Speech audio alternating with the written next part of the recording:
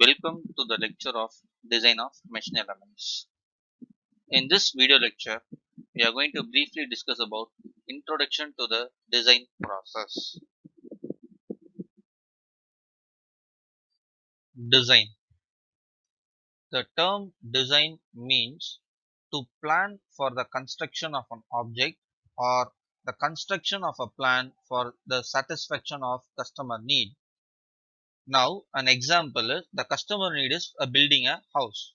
Initially, the designer will be giving a plan of the house which contains the details and the dimension of your house. Nowadays, we get a recent advancement in the design.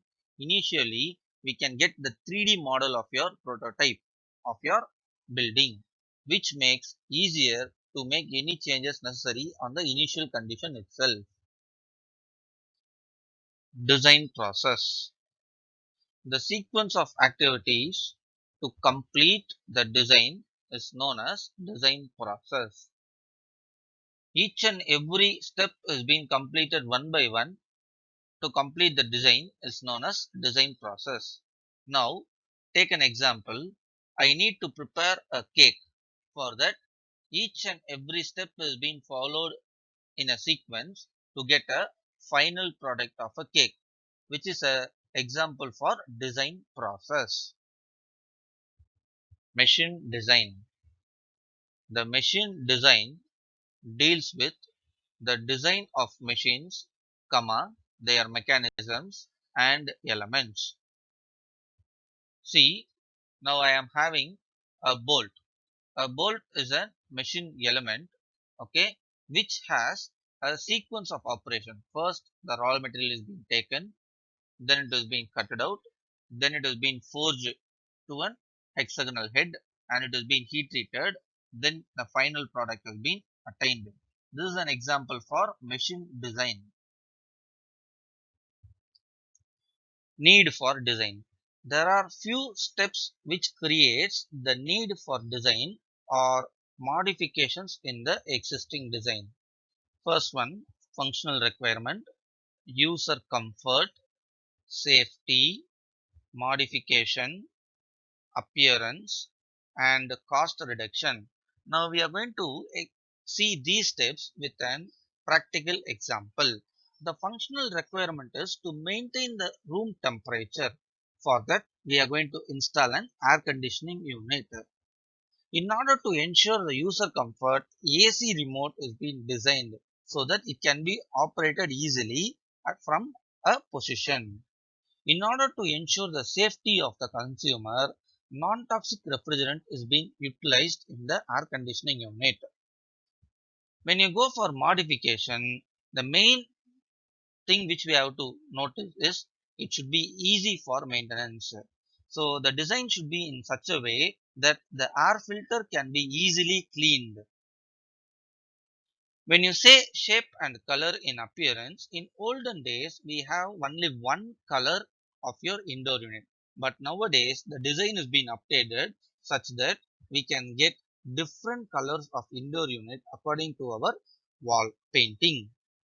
Your last is cost reduction. In cost reduction, we are going to minimize the cost without compromising the quality of the product. Classification of design.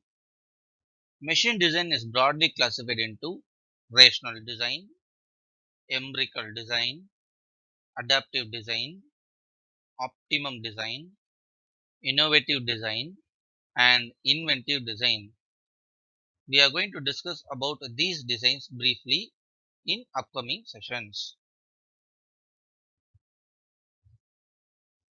First, rational design. This design depends upon a mathematical formula. An example, F is equal to ma, force is equal to mass into acceleration. It has been proved theoretically and practically. The designs which have been rational are proved theoretically and practically. Next, empirical design. It depends upon a standard formula on past experience. For this, there is no need for any theoretical formula. From the past experience, they got a formula: stroke length is twice of crank radius. Your next, adaptive design. A small modification with an existing design is known as adaptive design. Example, multi-folding umbrella is a perfect example for adaptive design. Initially, umbrella will be very length, which has been very difficult for handling. So now the small modification has been done on your umbrella such that it can be folded and kept in your handbag itself.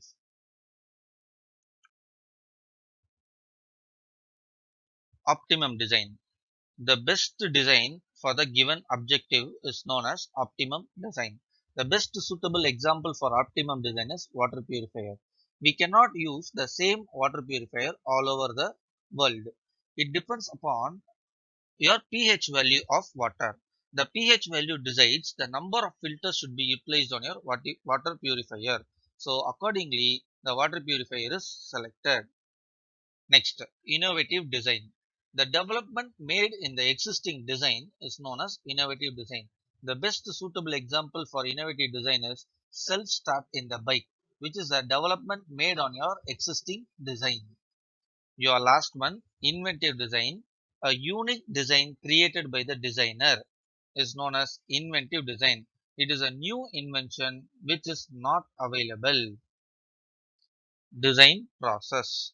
The first step in design process is need.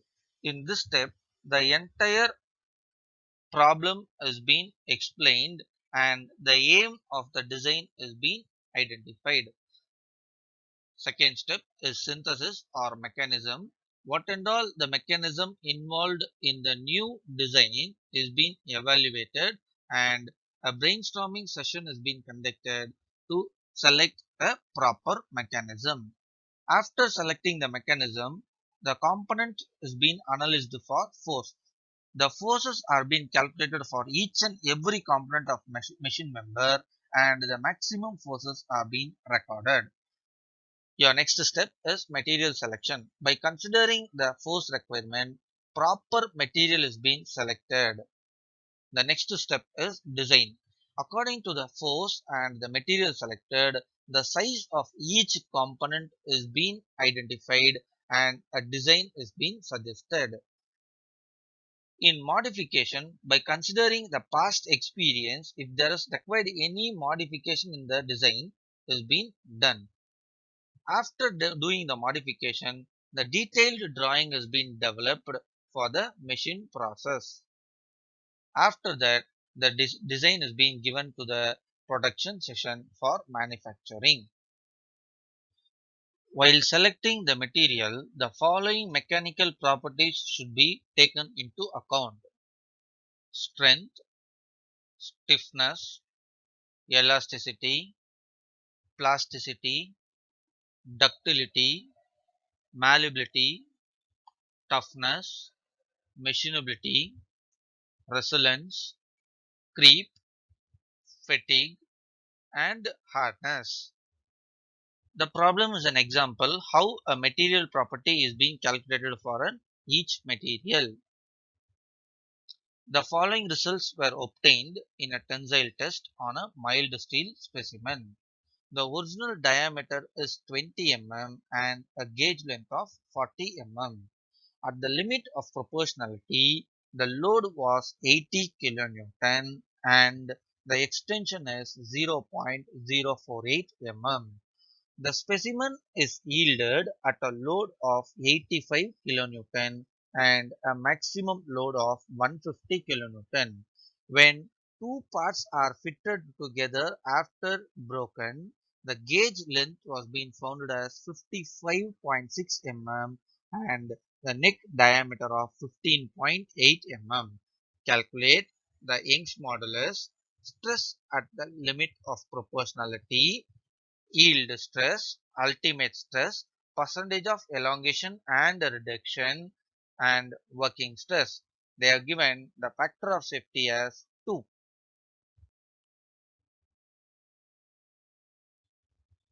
Given diameter D is 20 mm, change in length del L is 0.048 mm, length of the bar is 40 mm, yield load is 85 into 10 to the power 3 Newton, and proportionality load is 80 into 10 to the power 3 Newton, and maximum load Pmax is 150 into 10 to the power 3 Newton. After the specimen is fractured, the diameter of the fracture point is 15.8 mm and the total length was 55.6 mm. Solution. First, we are going to calculate the Young's modulus. The formula for Young's modulus is E is equal to stress by strain, where stress is equal to load by area. They are given the load as 80 into 10 to the power 3 Newton, and the area of a circular section is pi by 4 into d square. Here the diameter is 20 mm. Therefore, sigma is equal to 254.648 Newton per mm square. Next, we know that for strain is equal to change in length by original length. Change in length is 0.048 mm and the overall length is 40 mm.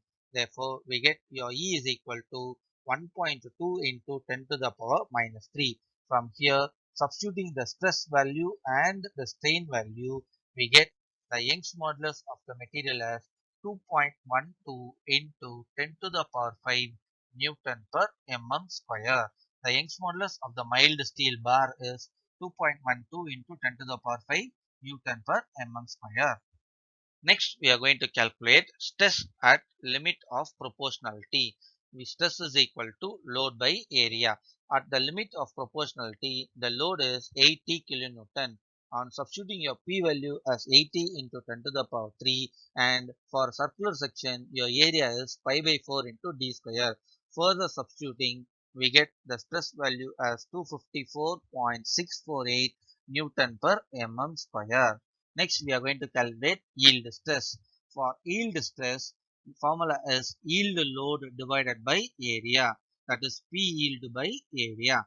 So, your yield load is being given as 85 into 10 to the power 3 Newton. Substituting the area over here, we get the yield stress as 270.56 Newton per mm square. Working stress. We know that FOS, factor of safety N, is equal to yield stress by working stress. We know that factor of safety value as 2 and we know our yield stress value. Substituting these two values, we get working stress as 270.56 Newton per mm square. Next, we are going to find ultimate stress. Ultimate stress is equal to maximum load by area. Here, they are given in the problem Pmax as 150 into 10 to the power 3 Newton and substituting the area value, we get the ultimate stress of the mild steel specimen is 477.46 Newton per mm square. Percentage of elongation. Percentage of elongation is equal to change in length by original length. We know that your fractured length as 55.6 mm and original length is 40 mm. Substituting the values over here, we get the percentage of elongation as 39 percentage. Next, percentage of reduction in area. Percentage of reduction in the area is equal to change in area divided by original area. Here we know that your original diameter is 20 mm. After fracture, the diameter is 15.8 mm. On substitution, we get the percentage of reduction as 37.59%. The next problem is an example where when two different materials is being utilized in a single machine element, how the stresses are being calculated. First step, consider two aluminum rods and one steel rod combined together as an unit which supports a weight of 1000 kgf. If the area of cross section of aluminum and steel rod, both aluminum and steel rod have same cross section of 2 cm square and strains are equal. They are given the strain of aluminum rod and steel rod are equal. They asked us to calculate the stress acting on aluminum and steel rod.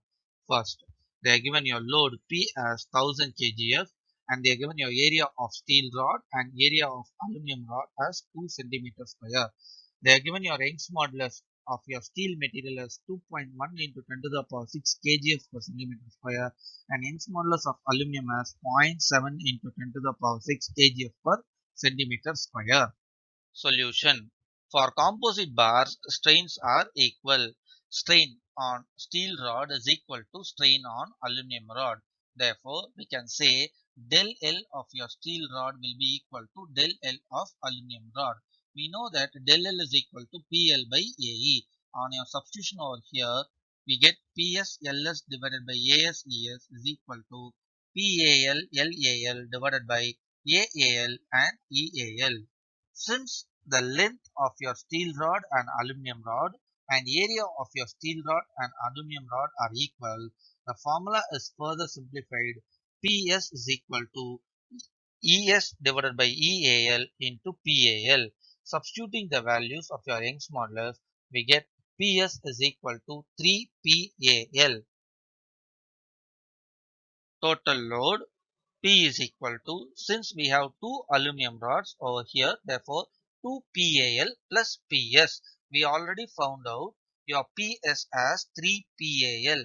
So substituting the values over here, P as 1000, instead of PS, we are going to substitute this as 3 PAL.